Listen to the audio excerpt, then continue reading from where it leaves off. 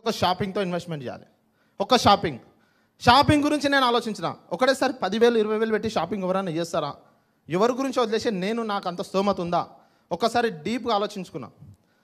ఒక మైండ్లో మళ్ళీ ఒక పాయింట్ తగిలింది. వద్దనుకున్నా ఫస్ట్, అంత రిస్క్ ఎందుకు, మనకు అంత డబ్బులు పెడితే ఎవరు వస్తారో రారో తెలియదు అని చెప్పేసి ఆలోచనతో ఉన్న టైంలో ఒక పాయింట్ తగిలింది అనమాట.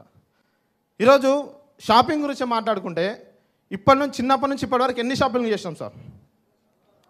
ఫర్ ఎగ్జాంపుల్ ఒకటి చెప్తాను. ఇప్పుడు అందరు ఇక్కడ ఉన్నారు కదా, మనం ఒక వేసే షర్ట్ వాల్యూ ఎంత ఉండొచ్చు సార్? మినిమం 400 500 అంతేనా కదా? చెప్పండి, ఒక్కరోజైనా మనం షర్టు లేకుండా బయట రోడ్డు మీదకి వస్తామా?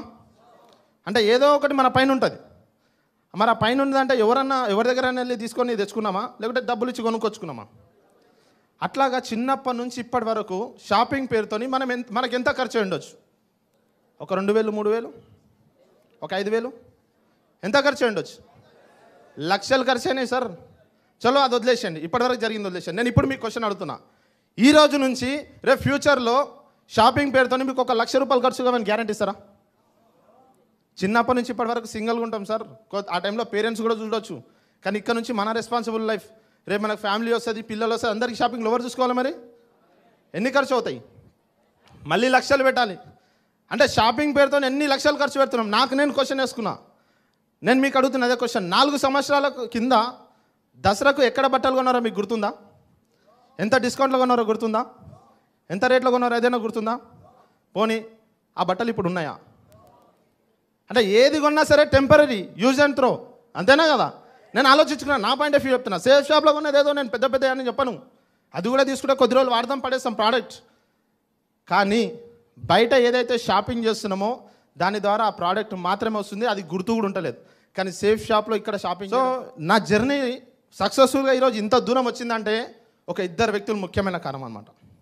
ముఖ్యమైన 2 వ్యక్తులు. ఆ 2 అనమాట మన లెజెండరీ అప్లై అనమాట, రాజు మాగుర్జీ అండ్ శ్రీను మాగుర్జీ. Thank you. బిజినెస్ చేసేటప్పుడు రకరకాల ప్రాబ్లమ్స్ ఎవరికైనా వస్తాయో రావో నాకు తెలియదు. నాకైతే బిభత్సంగా వచ్చినాయి. 3 రకాలుగా మెయిన్ ప్రాబ్లమ్స్ వచ్చేటి. ఒకటి ఫ్రెండ్స్ నుంచి, ఒకటి ఫ్యామిలీ నుంచి, 3 ఫైనాన్షియల్. FFF 3 F'లు వచ్చినాయి. ఫ్రెండ్స్ నుంచి ఎవరికి వెళ్ళి చెప్పిన ప్లాన్ కాక జాయిన్ అవ్వకముందే ప్లాన్లు చెప్పేసిన అందరికీ. ఎవరొకరు వచ్చేవాళ్ళు లేరు, నో. తర్వాత ఫ్యామిలీ నుంచి, మా ఫ్యామిలీలో ఇంకా ఏదైనా ఫంక్షన్ వెళ్తే గ్రూప్ మీటింగ్ పెడతారు నా గురించి. మా అమ్మ వెళ్ళి ప్రమోషన్ చేసేది నా గురించి. వీడు చెప్పిన మాట వింటలేడు, ఇష్టం వచ్చినట్టు చేస్తున్నాడు, అంతంత చదివిపిస్తే ఇటు ఏదో పట్టుకొని తిరుగుతూ ఉన్నాడు, అది వస్తుంది ఇది వస్తుంది, సూట్లు వేసుకొని తిరుగుతున్నాడు. ఇంతవరకు ఇంట్లో నుంచి ₹1 రాదు, ఇక్కడ నుంచి చెక్ వచ్చేది కాదు. ఒకటి చెప్పండి, మినిమం ఒక మనిషికి బుల్స్ అవ్వడానికి ఎంత టైం పట్టవచ్చు? 1 month 2 months 1 week 10 days అవుతుంది. నాకు చెప్పాలా, నాకు బుల్సై అవ్వడానికి ఎగ్జాక్ట్గా 7 months టైం పట్టింది సార్. Thank you. నేను ఇదేదో గొప్పగా చెప్పుకోవట్లేదు, 7 months టైం పట్టింది. బిగ్ క్లాప్స్ ఒకసారి గట్టిగా. Thank you. సో ఇందాక నరేష్ సార్ కూడా చెప్పాడు, అప్లైన్ చేతిలో చేయబెట్టి వెళ్ళిపోయాడు. నేను ఫిక్స్ అయిపోయినా 3 సంవత్సరాలు ఏమన్నా జరగని, ఫ్యామిలీ వాళ్ళు యాక్సెప్ట్ చేయని చేయకపోని, ఫైనాన్షియల్గా ఎంత ప్రాబ్లమ్ అన్నా రాని, ఫ్రెండ్స్ ఎవ్వరు నో అన్నా సరే, ఎటువంటి సిచ్యువేషన్స్ వచ్చినా, ఎటువంటి ప్రాబ్లమ్స్ వచ్చినా, అప్లై నుంచి సపోర్ట్ రాకపోయినా సరే, కింద డౌన్లైన్స్ నా మాట వినకుండా ఎవరు బిజినెస్ చేయకున్నా సరే, ఏమన్నా కానీ 3 సంవత్సరాలు మాత్రం సేఫ్ షాప్ని వదలకుండా నిలబడదామని కమిట్మెంట్ తీసుకున్నా. దాన్ని బట్టే నేను ఈరోజు ఇక్కడ దాకా రాగలిగాను అనమాట. Thank you. ఉంటుందా మరి కమిట్మెంట్ అందరికీ? నిలబడడానికి రెడీ మరి అందరూ? చాలామంది ఏం చేస్తామంటే స్టార్టింగ్లో వస్తాం సంబంధించి మీ దగ్గర ఎంత మ్యాటర్ ఉంది, ఇదే క్వశ్చన్, ఇంతకు మించి వేరేది ఏం లేదు. నేను చెప్తాను. Thank you. నా లైఫ్లో జరిగింది చెప్తాను. ఈరోజు బిజినెస్ గురించి తెలుసుకోవడమే ముఖ్యమైన ఇంపార్టెన్స్ ఇస్తాను నేను. ప్రయారిటీ ఎక్కడ ఇవ్వాలంటే ఎడ్యుకేషన్. ఈరోజు ఈ సక్సెస్ సపోర్ట్ సిస్టమ్ అంటే కూడా అదే. మనకు ఒక ఎడ్యుకేషన్ సిస్టమ్, ఇంత మంచి ఎడ్యుకేషన్ వేరే MLM ఇండస్ట్రీలో, వేరే డైరెక్ట్ సెల్ కంపెనీలో ఎక్కడ కూడా లేదు. ఈరోజు ఇంత మంచి ఎడ్యుకేషన్ ఇస్తుంది మన కంపెనీ. ఈ ఎడ్యుకేషన్ తీసుకోవాల్సిన టైంలో నేను చాలా ఆలోచించేవాడిని. ప్రతి దగ్గరికి నేర్చుకోవడానికి వెళ్ళాలంటే కంట్రిబ్యూషన్ పేరుతో అవి ఉంటాయి ఇవి ఉంటాయి, కానీ 2-3 దగ్గర కంట్రిబ్యూషన్ ఉండేది కాదు. ఏ స్టెప్ ట్రైనింగ్, కో ట్రైనింగ్లో కంట్రిబ్యూషన్ ఉండేది కాదు. ఫుల్గా వెళ్ళేవాడిని. ఎందుకు ఎడ్యుకేషన్కి ప్రయారిటీ ఇస్తానంటే, నేను ఒకటి చెప్పండి, మనం ఫస్ట్ నుంచి 10th క్లాస్ వరకు చదవడానికి ఎన్ని సంవత్సరాలు టైం పడుతుంది? ఎన్ని ఇయర్స్ సార్? కొంచెం అందరు చెప్పాలి, నాకు అర్థమవుతలేదు. సీరియస్గా పెట్టుకున్నారు అందరు మొక్కలు. 10 years పడుతుంది, అంతేనా? తర్వాత ఇంటర్కి మొత్తం ఎంత ఉంది? తర్వాత ఒక బీటెక్, నా లైఫ్ చేసుకో, బీటెక్ ఎన్ని? 4 years. మొత్తం ఎంత అవుతుంది? 16 సంవత్సరాలు బయట ఎడ్యుకేషన్ తీసుకుంటున్నాం. అక్కడ డబ్బులు పెట్టి చదువుకుంటున్నామా, డబ్బులు తీసుకొని చదువుకుంటున్నామా? ఎగ్జామ్ ఫీజు కట్టాలి, లాస్ట్ డేట్ అంటే ఆ టైంలో జోబులో రూపాయి లేదు మన దగ్గర. ఆ పోనీలో ఎగ్జామ్ అని చెప్పి వదిలేస్తారా? ఏం చేస్తాం ఆ టైంలో? అప్పు తీసుకొచ్చానే చేస్తాం, లేదంటే ఉన్నదనేదన్నా తాకట్టు పెట్టాను అమ్మాయినే తీసుకొచ్చి మనం ఈరోజు ఫీజులు కడతా ఉన్నాం. అక్కడ 15 సంవత్సరాలు 16 సంవత్సరాలు అక్కడ డబ్బు పెట్టి నేర్చుకొని బయటికి వచ్చిన తర్వాత మార్కెట్లో అతని వాల్యూ 10,000, 20,000, 30,000, మా అంటే ఒక 50,000. అంతేనా కదా? Thank you. ఒక నిమిషం, ఒక రిజల్ట్గా అయిపోయింది. డిగ్రీ చేసిన పర్సన్కి 50,000 వస్తున్నాయి, గ్యారెంటీ ఇస్తారా? 30,000, 20, 25, అది కూడా డౌటే ఉంది ఈరోజు. అంతేనా కదా? 15, 16 సంవత్సరాలు అంత కఠినంగా చేస్తున్నాం. ఎటువంటి ఇంట్లో పెళ్ళున్నా సరే ఎగ్జామ్ ఉందంటే పోయి ఎగ్జామ్ రాస్తున్నామా లేదా? అరే బయట పేపర్లో చదివినా సార్ నేను, ఇంట్లో శవం ఉంది అంటే కూడా పోయి ఎగ్జామ్ రాసిన సిచ్యువేషన్స్ ఉన్నాయి. ఎంతమంది చూస్తున్నామా లేదా? వాళ్ళ ప్రయారిటీ ఇచ్చారు కాబట్టి చేస్తూ ఉన్నారు. నేను ఒకటే నమ్మిన, 15 సంవత్సరాలు నేను నేర్చుకున్నా కదా, 15 సంవత్సరాలు నేర్చుకున్న దాన్ని బట్టి నా విషయం, నేనైతే బయటికి వెళ్తే ఒక 20,000 శాలరీ వచ్చేంత సత్తా నా దగ్గర అయితే లేదు. పెద్ద స్కిల్స్ ఉన్నట్టు కాదు, మాట్లాడకపోయేటని. కానీ సేఫ్ షాప్లోకి వచ్చిన తర్వాత ఒకటి డిసైడ్ అయినా, 15 సంవత్సరాలు అక్కడ నేర్చుకున్న దానివల్ల ఫలితం అయితే నాకు పెద్దగా దొరకలేదు. కానీ డిసైడ్ అయిపోయినా 3 సంవత్సరాలు ఇక్కడ నుంచి నేర్చుకుందామని చెప్పి అయిపోయినా. Thank you. 15 సంవత్సరాలు నేర్చుకొని బయటికి వచ్చిన వ్యక్తి అతని సర్వీస్ 35 సంవత్సరాలు చేసి అతని లైఫే సెట్ చేసుకోలేకపోతున్నాడు. ఇక్కడ వాస్తవమే కదా? అతని లైఫే హ్యాపీగా ఉండలేకపోతుంది. వాళ్ళ భార్యకు నచ్చింది చిరిపియలేకపోతున్నాడు, వాళ్ళ పిల్లలు అడిగింది ఇప్పియలేకపోతున్నారు. కానీ ఒక చిన్న లాజిక్ ఏంటంటే 3 సంవత్సరాలు ఇక్కడ కష్టపడితే 3 తరాలు హ్యాపీగా ఉండబోతున్నాయి సార్ సేఫ్ షాప్ నుంచి. Thank you. సో ఈ విధంగా బిజినెస్లో జర్నీ చేస్తూ మా గురుజీల సపోర్ట్ అనమాట. ఫ్యామిలీ నుంచి సపోర్ట్ లేదు. ఇంట్లో మా డాడీ ఒకటే మాట, నువ్వు ఏం చేయకుండా సరే ఇంట్లో పడుకో, బ్యాగ్ వేసుకొని బయటికి వెళ్ళినావా, షూ వేసుకొని వెళ్ళినావా ఖాళీలో కొడతా ఉంటారు. ఆ టైంలో ప్లాన్ చెప్పడానికి గురుజీలు వచ్చేటోళ్ళు. ఎంత దొంగతనంగా బిజినెస్ చేసిన అంటే నేను, మా గురుజీ ఒకరోజు ఐడియా ఇచ్చింది, రాజుగురుజీకి చెప్పిన, మా గురుజీ ఇట్లా ఉంది సిచ్యువేషన్ అంటే, గురుజీ ఒకటే అన్నాడు, టైగర్ షూ అట్లా బయట పడేసి అని చెప్పింది. గోడ నుంచి షూ బయట పడేసిన. మా డాడీ ముందు ఇట్లా వెళ్ళిపోవాలి, ముందు నుంచి గేట్ ముందు మెయిన్ గేట్ల నుంచి. మా డాడీ చూస్తాడు, ఇటు షూ వేసుకుంటా చెప్పులు వేసుకుంటా. షూ వేసుకోవాలంటే ఇది ఎక్కడన్నా తిరగాను, ఏం కాదన్నట్టు. ఇట్లా పోయి అట్లా ఇంటి నుంచి వచ్చి ఇట్లా నుంచి వచ్చి షూ వేసుకొని ఈ గురుజీ ఇద్దరు గురుజీలు అక్కడ కార్నర్లో నిలబడేటోళ్ళు. అక్కడ వెళ్ళిపోయేటోను అనమాట ప్లాన్స్కి. ఆ రకంగా ప్లాన్ చేసామన్నమాట. Thank you. సో ఆ విధంగా వర్క్ చేస్తూ ఇంట్లో వాళ్ళకి అర్థం అవ్వలే నేను ఏం చేస్తున్నా అనేది కూడా చెప్పడానికి ప్రయత్నం చేసిన. ఇట్లా కాదు బిజినెస్ ఇట్లా ఉంటుంది. మా వాళ్ళు నన్ను నమ్మరు అనమాట, బయట సమాజాన్ని బాగా నమ్ముతారు. ఆ పక్కింటి వాళ్ళు ఏమంటున్నారు, వాళ్ళు ఏమంటున్నారు, వీళ్ళు ఏమంటున్నారు అని చెప్పి వాళ్ళ మాటలు నమ్ముతారు. అరే నీ కొడుకుని నేనా వాళ్ళ మాట ఎందుకు నమ్ముతారు, నన్ను నమ్మండి అంట. Thank you. నాకు ఒకటి అర్థమైంది, వీళ్ళకు మాటలు చెప్తే అర్థం కాదు, చూపించాలి. సో సేఫ్ షాప్లో అతిపెద్ద రికగ్నిషన్ ఏముంది సార్ మనకు? డైమండ్ రికగ్నిషన్ ఉంది. అంటే నేను ఒకటే డిసైడ్ అయినా, నాకంటూ స్పెషల్ ఒక ఫంక్షన్ ఎప్పుడైతే జరుగుతుందో ఆ ఫంక్షన్కి నేను మా ఫ్యామిలీని తీసుకురావాలనుకున్నా. లాస్ట్ టైం రూబీ జరిగింది, ఇదే హాల్లో ఇదే స్టేజ్ నుంచి రూబీ ఫంక్షన్ జరిగింది. కానీ నాకు ఫ్యామిలీని తీసుకురావాలనిపించలేదు. ఇట్లా చిన్నగా చూపిస్తే కాదు, వీళ్ళకు పెద్దగా చూపించాలి. ఒకటే సార్ డైరెక్ట్ సీదా లియానియోలో మన డైమండ్ ఫంక్షన్ తీసుకొచ్చేసిన ఫ్యామిలీ మొత్తం.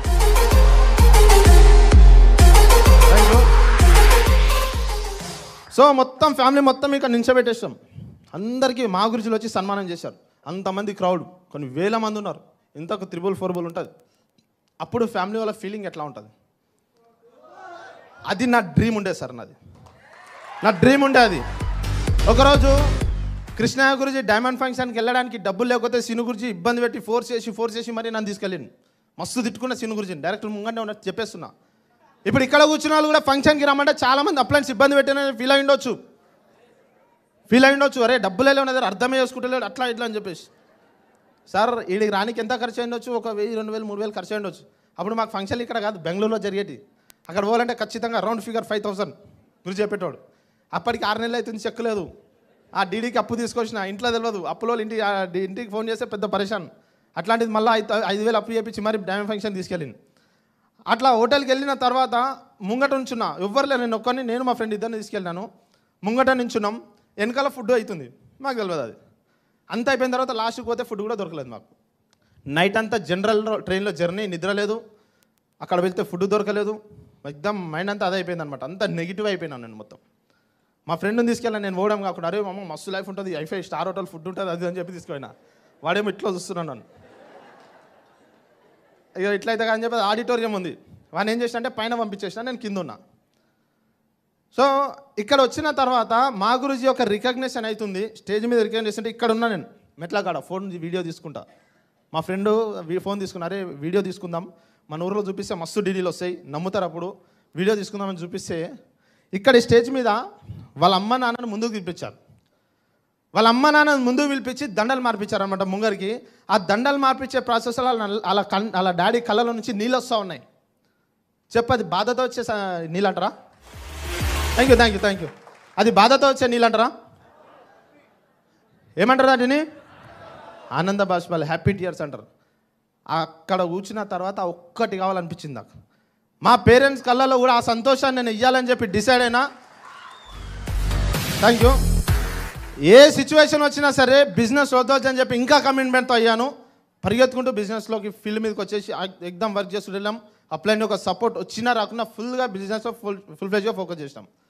చాలామంది ఏం చేస్తామంటే ప్రతి దగ్గర రెండు దొరుకుతాయి మనకు, పాజిటివ్ దొరుకుతుంది, నెగిటివ్ దొరుకుతుంది. కొంతమంది ఫంక్షన్కి వస్తాం, కూర్చోడానికి చైర్లు దొరకవు, వెనకాల లాస్ట్లో కూర్చొని నించున్నారు. కొంతమందికి ఫుడ్ సరిగ్గా దొరకకపోవచ్చు, కొంతమందికి అర్జెంట్ ఫోన్లు వస్తుండొచ్చు, కొంచెం ఇబ్బందికరంగా ఉండొచ్చు. కానీ గుర్తుపెట్టుకోండి సార్, ఇక్కడ నుంచి మీరు ఏం తీసుకెళ్తున్నారో అది రేపు మీ ఫ్యూచర్ ఉంటుంది. ఇక్కడ నుంచి నెగిటివ్ తీసుకెళ్లారంటే మీ బిజినెస్ అక్కడనే ఉంటుంది. ఇక్కడ నుంచి ఖాళీ పాజిటివ్ తీసుకెళ్లారంటే అక్కడ కూర్చున్న మీరు కూడా ఇక్కడ వరకు రాగలుగుతారు అన్నమాట. డైమండ్. Thank you. సో ఆ విధంగా జర్నీ చేస్తున్నాం. ఇంకొక చిన్న విషయం చెప్పి లాస్ట్ క్లోజ్ చేస్తాను. ఒక చిన్న ఎగ్జాంపుల్ చెప్తాను. చాలామందికి బిజినెస్ చేస్తున్నప్పుడు ఆ వచ్చే రిజల్ట్ కానీ ఎదురయ్యే అనుభవాలను బట్టి చాలామంది ఏమనిపిస్తారు అంటే డైలమా వచ్చేస్తుంది మైండ్లో. ఎన్ని తింటారు ఫస్ట్ డే? 2, 3, 5, 10 ఎన్ని దినాలతో అన్ని తింటారు, అంతేనా కదా? సో రోజు తింటున్నారు. ఒక 30 డేస్ అయిపోయింది. 30 డేస్ అయిపోయేసరికి రోజు ఫ్రిడ్జ్ ఓపెన్ చేయగానే అందులో లాస్ట్ 10 చాక్లెట్లే మిగిలినాయి. అప్పుడు ఏమనిపిస్తుంది మీ ఫీలింగ్? ఆ ఒక్కరోజే 10 తినేస్తారా? ఏం చేస్తాం? ఒక్కొక్కటి తింటాం, అంతేనా కదా? లాస్ట్ ఇంకొక 4-5 రోజులు అయిపోయింది, లాస్ట్ ఫ్రిడ్జ్ తెరిస్తే అలా 2 చాక్లెట్లు ఉన్నాయి. అప్పుడేం చేస్తారు? సగం తింటాం, అంతేనా కదా? సో లాస్ట్ ఒక్కరోజు ఓపెన్ చేయగానే లాస్ట్ ఒకటే చాక్లెట్ ఉంది, ఒకటే మొత్తం తినేస్తామా? చిన్న బైట్స్ చించుకొని మరి తింటుంటాం, అంతేనా కదా? రేపు ఓపెన్ చేసిన వాళ్ళు 2 బైట్సే ఉన్నాయి. ఆ 2 బైట్స్ కూడా ఒకదాన్ని డైరెక్ట్ తింటే అయిపోతుందని చెప్పి నమ్మలకుండా సప్పరిస్తూ ఉంటాం, మనం మెల్లిగా తింటూ ఉంటాం. ఎందుకంటే మనకు ఆ మంచి ఫీలింగ్ ఇస్తుంది. కథం కంప్లీట్ అయిపోయింది. నెక్స్ట్ డే ఫ్రిడ్జ్ ఓపెన్ చేస్తే చాక్లెట్ ఉన్నాయా? ఏమనిపిస్తుంది అప్పుడు? ఇక్కడ మైండ్ అంతా ఏదో అప్సెట్ అయిపోతుంది. అరే ఎంత అదైపోయింది, ఇంత మంచి చాక్లెట్ అంతా అయిపోయినాయి, షర్ట్ ఇంకో ఉంటే బాగుంటుండే, ఎంత రేట్ అయినా పర్లేదు తెచ్చుకుందామంటే అక్కడ ఎక్కడో ఉన్నాయి, లేవు అని చెప్పేసి బాధ వస్తుందా రాదా? బాధపడతామా లేదా? ఇది ఫస్ట్ది, పక్కన పెట్టేసేయండి. సెకండ్ది, మీకు బాగా దగ్గు తగిలింది. తెలుసా? తెలుసా? ఒకసారి దగ్గండి అందరు. ఓకే అందరికి ఎక్స్పీరియన్స్ ఉంది. సో దగ్గు తగిలింది, డాక్టర్ దగ్గరికి వెళ్ళాం. డాక్టర్ దగ్గరికి వెళ్ళిన తర్వాత మీకు ఏం చెప్పాడంటే, మీరు మీ పేరెంట్స్తో వెళ్ళారు లేకపోతే మీ మేడంతో వెళ్ళారు. డాక్టర్ ఏం చెప్పాడంటే, ఖచ్చితంగా మేడం ఒక మూత టానిక్ అనేది డైలీ తాగాలి తను అని చెప్పేసి మీకు ఒక టానిక్ ఇచ్చారు. మీరు వచ్చి ఒక మంచి ఫుడ్ లవర్, మీరు మంచి ఫుడ్ తింటారు అన్నమాట. మీరు మంచిగా ప్రశాంతంగా అంతా ఫుల్గా తినేస్తారు. మీ ఇంట్లో చికెన్ వండారు, చికెన్ తిన్న తర్వాతనే ఒక మూత దగ్గమందారు. ఎట్లా అనిపిస్తుంది మీకు? ఎంత మంచి ఫుడ్ తిన్నా సరే నోరంతా మళ్ళీ చేదైపోయింది అని చెప్పేసి ఫీలింగ్, అంతేనా కదా? అట్లా మంచి పొద్దున మంచి టిఫిన్ చేస్తున్నారు, దగ్గుమందిస్తుంది మీ మమ్మీ. తర్వాత లంచ్ చేశారు, దగ్గుమందిస్తుంది. ఇట్లా రోజు అవుతుంది. ఒక 15 రోజుల తర్వాత ఆ దగ్గుమందులో మందనే తగ్గుతూ కొద్దిగా వస్తుంది అనమాట. ఆ లాస్ట్ సిప్ వస్తుంది, మీ ముంగట పోస్తుంటే లాస్ట్ సిప్. అప్పుడు మీ ఫీలింగ్ ఎట్లా ఉంటుంది? హ్యాపీ ఉంటుందా, బాధ ఉంటుందా? ఎంతమంది బాధపడతారు అయిపోతుంది దగ్గుమంది అని చెప్పి? హ్యాపీ ఉంటామా లేదా? సో ఆ దగ్గుమంది అయిన తర్వాత రేపు నుంచి కదా మీ మమ్మీ ఇట్లా ట్రై చేస్తుంటే ఇక్కడ ఇచ్చేసి అని చెప్పి దాంతోనే డైరెక్ట్ పోసుకోవడానికి ట్రై చేస్తారు. అయిపోయింది కదా మంచి పడేస్తాం. రేపటి నుంచి ఫుల్ హ్యాపీయే కదా? 2 ఎగ్జాంపుల్స్ అర్థమైనాయి కదా? ఇప్పుడు ఇందులో చెప్తా చూడండి. ఫస్ట్ చాక్లెట్లు మనకు సంతోషాన్ని ఇచ్చినాయా, బాధ ఇచ్చినాయా? దగ్గుమంది ఇక్కడ ఏం చేసింది మనకు? గుర్తుపెట్టుకోండి, సంతోషాన్ని ఇచ్చేది ఏదైనా సరే లాస్ట్కి వచ్చేసరికి అది బాధ పెడుతుంది మనల్ని.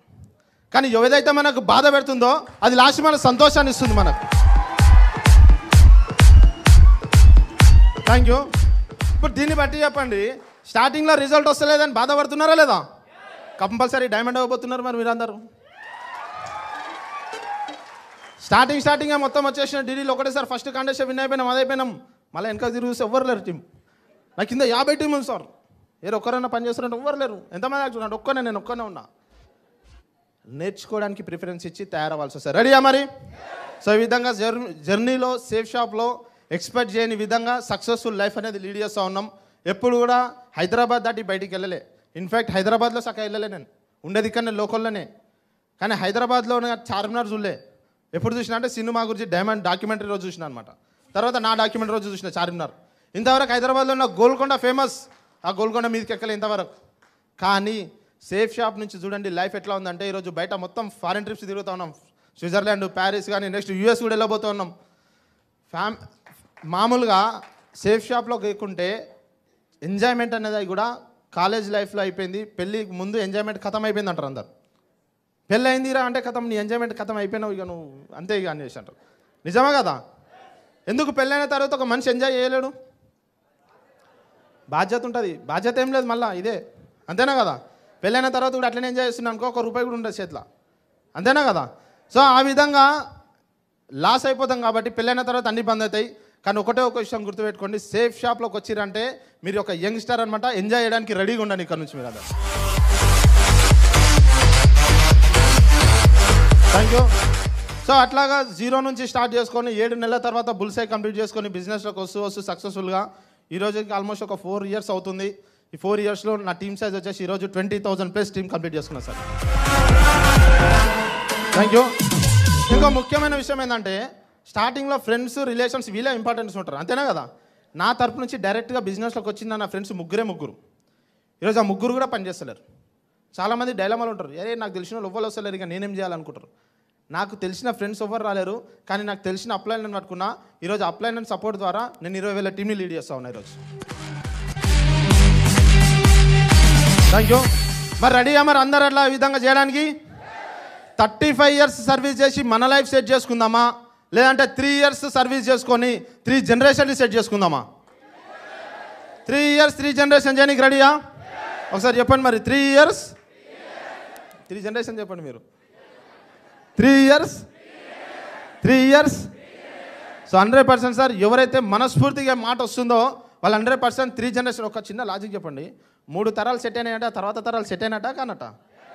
మొత్తం తరాలు సెట్ అయిపోతాయి సార్. మన పేరెంట్స్ లైన్ ఉంటుంది కదా, తాత, తండ్రి, మన ముత్తాత, మనం, తర్వాత మన తరాలు ఉంటాయి. మన తాతలు, తండ్రులకు వాళ్ళకి ఏం అవకాశాలు వచ్చినాయో రాలేవో. Thank you. అచీవ్మెంట్స్ గురించి మాట్లాడుకుంటే ఒకరోజు చిన్న మొబైల్ ఫోన్, మైక్రోమాక్స్, రబ్బర్ బ్యాండ్లు బాగా చుట్టుంటాయి అనమాట నా దానికి.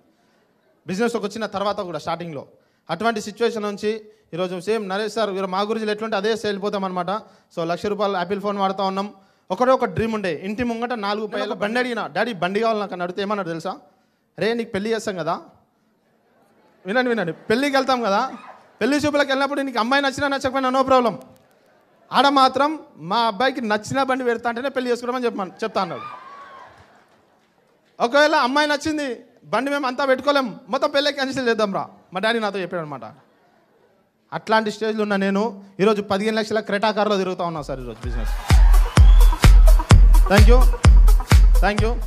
So Naresh sir, so jaguar car రాబోతుంది అన్నమాట నెక్స్ట్ విత్ ఇన్ 1 ఇయర్లో. So thank you. సో ఆ కార్ పెట్టడానికి కూడా ఇల్లు అనేది కూడా మామూలుగా మనం ఇప్పుడు ఉన్న ఇంటికన్నా క్రెటా కార్కి సరిపోయింది, కానీ జాగ్వార్ కార్ పెట్టాలంటే మంచి ఇల్లు ఉండాలా లేదా? సో 1.5 కోటి ఇల్లు రాబోతుంది అనమాట అతి తొందరలోనే. ఇంకా అది నమ్మకం, నమ్మండి, నమ్మితేనే అవుతుంది. నమ్మిన తర్వాత అప్లైన్ చెప్పింది చేయడానికి రెడీగా ఉండండి. అప్లైన్ ఏదైనా చెప్తున్నాడు అంటే తల అడ్డం ఒప్పుకోండి. ఎస్ రైట్, నువ్వేం చెప్తాది, ఏది చెప్తా చేయనికి రెడీ అని చెప్పేసి బయలుదేరనికి ఎవరైతే రెడీ అవుతారో వాళ్ళు మాత్రమే ఈరోజు స్టేజ్ ఎక్కడానికి స్టార్ట్ అవుతారు. ఒకరోజు ఒక వికాస్ గురించి ఒక మాట చెప్పిండు, ఇక్కడ వరకు ఎంతోమంది వస్తారు, అక్కడ నుంచి ఇక్కడికి వరకు వస్తుంటారు, కూర్చుంటారు, అక్కడ నుంచి వెళ్ళిపోతారు. కానీ అక్కడ నుంచి ఇక్కడికి రావాలంటే మాత్రం 3 సంవత్సరాలు కోషిష్ చేయాల్సి వస్తుంది, 3 సంవత్సరాలు కష్టపడాల్సి వస్తుంది. చేయడానికి రెడీయా? So thank you sir.